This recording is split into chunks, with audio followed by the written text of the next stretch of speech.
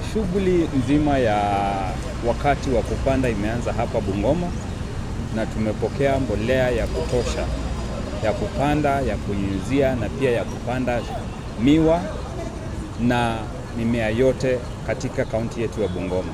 Kwa gala letu tayari tuko nayo mfuko 40,000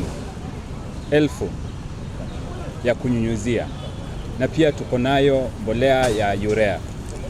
Kwa hivyo unawahimiza wakulima wote wakujia mbolea ya kupanda na kunyunyizia na pia ile ya urea yenye wanaitaka.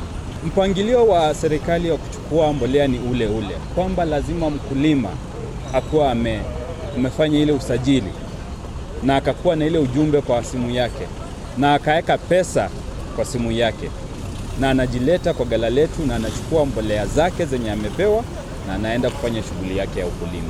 Usajili inafanywa na watu wanaitwa Ward Agricultural Officers.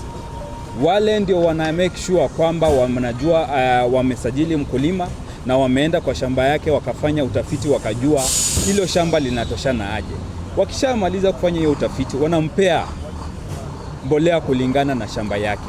Kwa hivyo Ward Agricultural Officer wakishamaliza kuregister na mkulima amepewa message ya mbolea, akikuja nayo so long as mbolea hiko ya kutosha, mkulima atabeba mbolea yake yenye ameregister.